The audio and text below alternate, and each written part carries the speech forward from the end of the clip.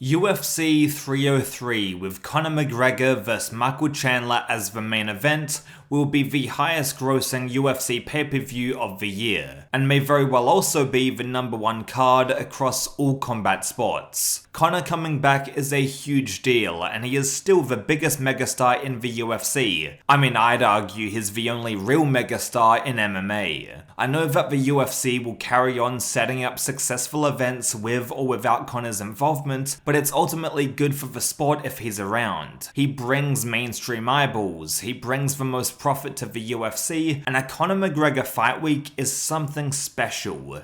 The glitz and glamour, the theatrics surrounding a Conor event, there's nothing truly else like it in the world of MMA. When a UFC fighter gets a chance to fight Conor, their purse goes up, and the same goes with the fighters on the undercard of the event as well. UFC 303 is no exception to this, and that's why Michael Chandler waited so long until Conor was healed from his leg injury and was ready to fight. UFC 303 has a fantastic main event, but when it was announced, I thought that the rest of the card was very mediocre until a couple of days ago. I'll get to what was added later, however. The main event with Conor and Chandler is going to be such a blockbuster fight, and with the world's eyes all on Conor, the pay-per-view sells itself. Dana White can literally get random people off the street, add them to this card, and it'll get a similar amount of pay-per-view buys. Conor just sells like no one else. That's been proven time and time again, and due to the leg break and the Poirier trilogy ultimately being inconclusive, people are going to anticipate Conor's return even more now. How will he look post-leg injury in the fight? Does Conor really want to compete at the highest level and win in the UFC? Does he still have the skills to compete with Chandler and the best in the world? These are questions that every MMA fan wants to know, and I haven't even mentioned the rest of the main card yet. The main card consists of Jamahal Hill's return, the recent news I will mention later on, and some other fights I'm not too concerned about. Anyway, coming off his KO loss to Alex Pereira in the UFC 300 main event, it's gonna be fascinating to see if Jamahal Hill can bounce back. It was a vicious finish, mostly because Alex made it look so easy. He got hit in the nuts, brushed it off, and knocked out his opponent. Alex Pereira is an absolute legend for that one.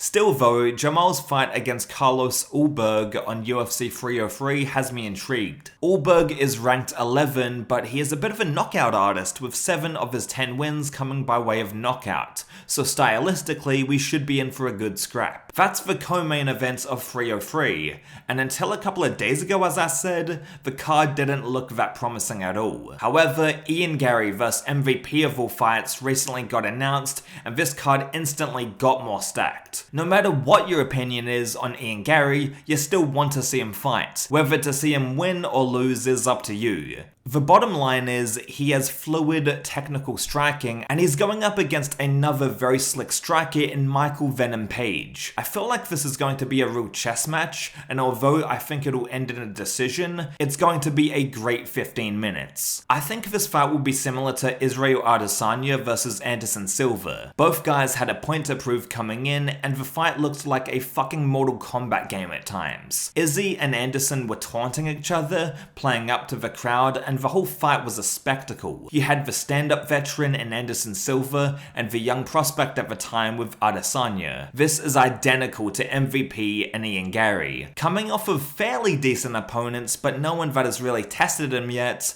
Ian Garry needs this. MVP has been around the block in Bellator, and I think Ian Garry is a solid step up in competition for him as well. Although Colby Covington vs Ian Garry would have had a hilarious build-up, the fight would have been one note. Either Colby takes Ian down and wrestle-fucks him, or Ian evades the takedowns and just outlands him to a decision. MVP vs Ian Garry is a way better fight in terms of styles and actual striking capability. I also have no idea who's going to win, and that's what the UFC is built on most of the time.